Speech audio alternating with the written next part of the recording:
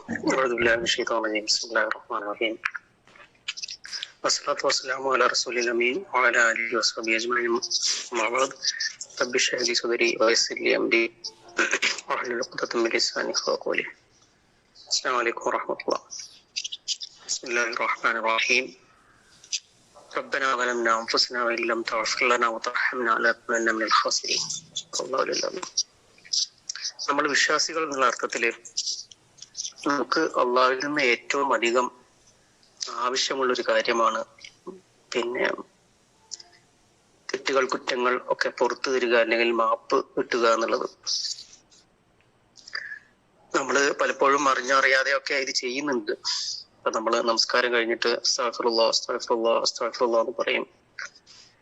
അതേപോലെ രണ്ട് സുജൂദുകൾക്ക് ഇടയിലുള്ള ഇരുത്തത്തിൽ നമ്മൾ റബ്ബിഗ്ഫിർലി എന്ന് പറയുന്ന ഒരു പ്രാർത്ഥനയൊക്കെ നമ്മൾ ചെല്ലുന്നുണ്ട്. പക്ഷെ പലപ്പോഴും ഈ അള്ളാഹുവിനോട് മാപ്പ് ചോദിക്കുന്നതിനെ കുറിച്ചുള്ള പ്രാധാന്യം ഒരുപക്ഷെ നമുക്ക് അത്ര നമ്മുടെ മനസ്സിൽ അങ്ങോട്ട് പതിഞ്ഞിട്ടുണ്ടാവില്ല. അത് നമ്മളങ്ങനെ പ്രത്യേകിച്ച് ശ്രദ്ധിച്ചു കഴിഞ്ഞാൽ മാത്രമാണ് നമുക്കത് ഒരു ശീലമായിട്ട് നമ്മുടെ ജീവിതത്തിൽ മാറ്റാൻ പറ്റുക.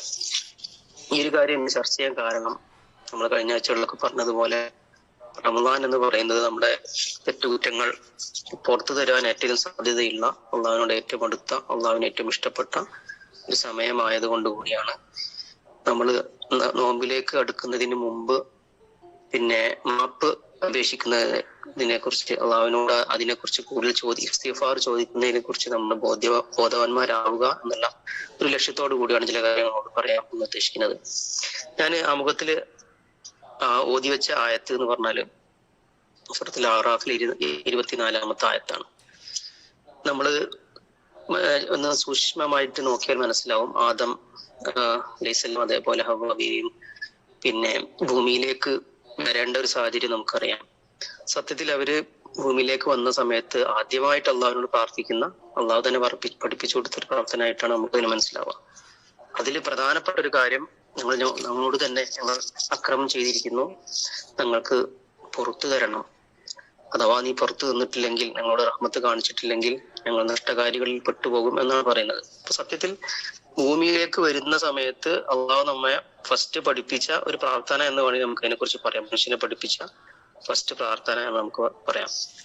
അതേപോലെ തന്നെ ഖുർആനിൽ നമുക്ക് ഒരുപാട് സ്ഥലങ്ങളിൽ, ഏകദേശം 234ഓളം സ്ഥലങ്ങളിൽ ഈ അഫറ എന്ന് പറയുന്ന മാപ്പ് ചോദിക്കുക, കൊടുക്കുക എന്ന് പറയുന്ന ഒരു സംഗതി പ്രയോഗിച്ചതായിട്ട് നമുക്ക് കാണാൻ പറ്റും.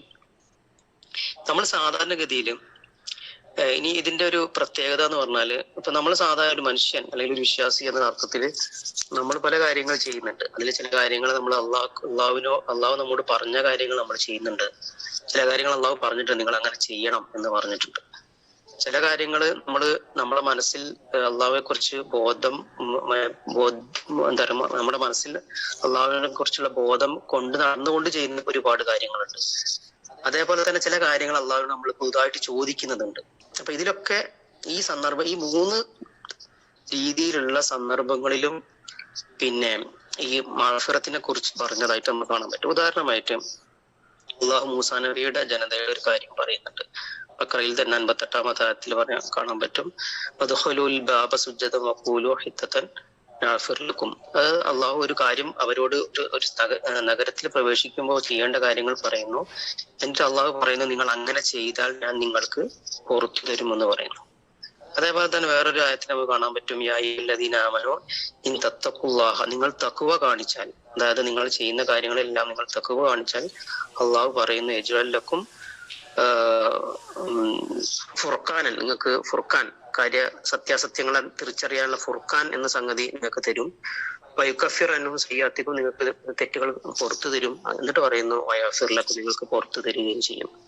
അതായത് തഖ്വ നമ്മുടെ ഉള്ളിൽ കൊണ്ട് നടന്നാൽ അള്ളാഹു നിങ്ങൾക്ക് പിന്നെ അതിന്റെ ഫലമായിട്ട് അള്ളാഹു നിങ്ങൾക്ക് പുറത്തു തരും എന്ന് പറയുന്നു. അതേപോലെ തന്നെ സുലൈമാൻ അലൈഹിസ്സലാം പിന്നെ അദ്ദേഹത്തിന്റെ ഒരു പ്രാർത്ഥന നമുക്ക് കാണാൻ പറ്റും, ഖുർആനിൽ കാണാൻ പറ്റും. അത് പറയുന്നത് കാല റബ്ബി അഗ്ഫിർലി വഹബ്ലി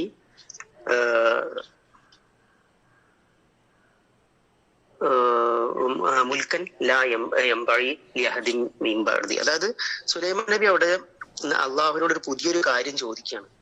അതായത് ഇതുവരെ ലോകത്ത് അല്ലെങ്കിൽ ഇതുവരെ ലോകത്ത് ആർക്കും കൊടുക്കാത്ത രീതിയിലുള്ള ഒരു മുൽക്ക്, ഒരു ആധിപത്യം എനിക്ക് നീ തരണേ എന്ന് ചോദിക്കുകയാണ്. പക്ഷെ അതിനു മുമ്പ് പിന്നെ സുലൈമാൻ നബി പറയുന്നത് എനിക്ക് നീ പുറത്തു തരണമേ എന്നതാണ്. അപ്പൊ ഞാൻ പറഞ്ഞതിന് ചുരുക്കം എന്താന്ന് പറഞ്ഞാൽ, നമ്മുടെ ജീവിതത്തിൽ നമ്മൾ അള്ളാഹു പറയുന്ന കാര്യങ്ങൾ ചെയ്താലും, ഇനി അതല്ല നമ്മൾ എന്തെങ്കിലും നല്ല കാര്യങ്ങൾ ചെയ്യുമ്പോൾ നമ്മളെ ബോധ്യത്തോടു കൂടി നമ്മൾ നല്ലൊരു കാര്യം ചെയ്യും, നമ്മളെ റൂട്ടീൻ നിരന്തരം ചെയ്യുന്ന കാര്യങ്ങളായിരുന്നാലും, ഇനി വളരെ വ്യത്യസ്തമായി നമുക്ക് വേണ്ട മാത്രം ആവശ്യമുള്ള താല്പര്യമുള്ള ഒരു കാര്യം അള്ളാഹുവിനോട് ചോദിക്കുകയാണെങ്കിലൊക്കെ തന്നെ അവിടെയൊക്കെ നമ്മുടെ മനസ്സിലുണ്ടാവുന്ന ഒരു കാര്യമാണ് ആദ്യം നമ്മൾ അള്ളാഹുവിനോട് പൊറുക്കേനെ തരിക എന്നുള്ളത്.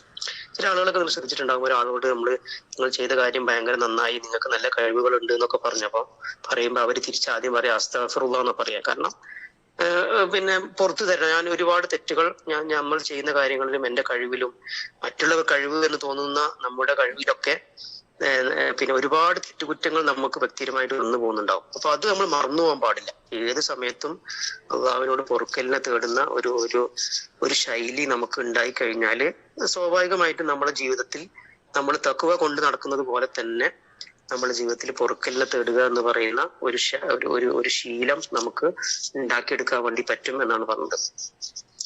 അതേപോലെ ഖുർആനിലെ പിന്നെ വേറെ സ്ഥലത്ത് നമുക്ക് കാണാൻ പറ്റും, ഇത് നമുക്ക് അറിയുന്ന ആയത്താണ്, ലാ യഖ്നതു മിൻ റഹ്മത്തില്ലാഹി ഇന്നല്ലാഹ യഗ്ഫിറു ദുനൂബ ജമിഅ. അതായത് നിങ്ങൾ അള്ളാഹുവിന്റെ റഹ്മത്തിനെ കുറിച്ച് നിങ്ങൾ നിരാശരാവാൻ പാടില്ല. അതിന് കാരണമായിട്ട് അള്ളാഹു പറയുന്നത് നിങ്ങൾക്ക് കൂടുതലായിട്ട്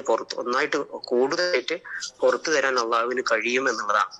അപ്പൊ ഇതെന്നൊക്കെ മനസ്സിലാവുന്നതെന്ന് വെച്ചാൽ, അള്ളാഹുവിനെ സംബന്ധിച്ചിടത്തോളം പുറത്തു കൊടുക്കുക എന്ന് പറഞ്ഞാൽ അള്ളാഹുവിന് ഏറ്റവും ഇഷ്ടപ്പെട്ട ഒരു സംഗതിയാണ്. അള്ളാഹുവിന് വളരെയധികം ഇഷ്ടപ്പെട്ട പ്രത്യേകിച്ച് വിശ്വാസികളോട്, അവന്റെ അടിമകളോട് ഏറ്റവും അധികം ഇഷ്ടപ്പെട്ട ഒരു ബന്ധം എന്ന് പറഞ്ഞാൽ പുറത്തു കൊടുക്കുക എന്നുള്ളതാണ്. ഒരു ഹദീസിൽ നമുക്ക് കാണാൻ പറ്റും, നമ്മൾ തെറ്റ് ചെയ്യുന്ന ആളുകളായിരുന്നില്ലെങ്കിൽ അള്ളാഹു വേറൊരു തെറ്റ് ചെയ്യുന്ന ആളുകളെ വരെ കൊണ്ടുവരും എന്നൊക്കെ പറയുന്നത് കാണാൻ പറ്റും. അതിന്റെ അർത്ഥം എന്ന് പറഞ്ഞാൽ മനുഷ്യന്റെ പ്രകൃതത്തിൽ തന്നെ, അതിന്റെ അർത്ഥം നമ്മൾ തെറ്റ് ചെയ്യണമെന്നല്ല, മനുഷ്യത്തിന്റെ പ്രകൃതത്തിൽ തന്നെ ഒരുപാട് തെറ്റുകൾ, പോരായ്മകൾ, കുറ്റങ്ങൾ ഒക്കെ, വീഴ്ചകളൊക്കെ ഉണ്ടാവും. അത് കണ്ടറിഞ്ഞ് അള്ളാഹുവിന് പറയുക എന്നുള്ളതാണ് അള്ളാഹു നമ്മിൽ നിന്ന് പ്രതീക്ഷിക്കുന്നത് എന്ന് നമുക്ക് കാണാൻ പറ്റും. ഇനി അവസാനം നിർത്തുന്നതിന് മുമ്പ് പിന്നെ രണ്ട് കാര്യങ്ങൾ. അതിലൊന്ന് ഞാൻ നേരത്തെ പറഞ്ഞു, ഭൂമിയിലേക്ക് നമ്മൾ അയച്ച സമയത്ത് അള്ളാഹു നമുക്ക് പഠിപ്പിച്ചു തന്ന പ്രധാനപ്പെട്ട ആ ഒരു പ്രാർത്ഥനയിൽ റബ്ബന ളലംനാ അൻഫുസന എന്ന് പറയുന്ന ആയത്തില് നമ്മൾ പൊറുക്കലിനെ പറ്റി തീർന്നു. അതേപോലെ തന്നെ പിന്നെ തഹ്രീബിലെ 8-ാമത്തെ ആയത്തിൽ നമുക്ക് കാണാൻ പറ്റും, അവിടെ സ്വർഗത്തിലെത്തുന്ന അല്ലെങ്കിൽ പിന്നെ ഖിയാമത്ത് നാളിന്റെ ഒരു അവസ്ഥയെ കുറിച്ചാണ് പറയുന്നത്. വിശ്വാസികൾക്ക് പിന്നെ അവരുടെ മുന്നിലും അതേപോലെ വലതുഭാഗത്തും പ്രകാശം പ്രസരിക്കുന്ന ഒരു ദിവസത്തെ കുറിച്ച് പറയുന്നു. അവിടെ നമ്മൾ പ്രാർത്ഥന റബ്ബന അത്മിം ലന നൂറന വഅഫ്ർ ലന എന്നാണ്. ഈ പ്രകാശം ഞങ്ങൾക്ക് പിന്നെ പൂർത്തീകരിച്ച് തരണമേ. അള്ളാഹുവിനോട് നമ്മൾ പ്രാർത്ഥിക്കുകയാണ്. ആ ഒരു ലാസ്റ്റ് മൊമെന്റിൽ നമ്മുടെ ജീവിതത്തിലെ കണക്കെടുപ്പ് കാര്യങ്ങളൊക്കെ നടക്കാൻ പോവാണ്. ആ സമയത്ത് നമ്മൾ പ്രാർത്ഥിക്കുന്നത് എന്താണ്? ഈ പ്രകാശം പൂർത്തീകരിച്ച് തരണമേ, പിന്നെ അതേപോലെ ഞങ്ങൾക്ക് പുറത്തു തരണമേ.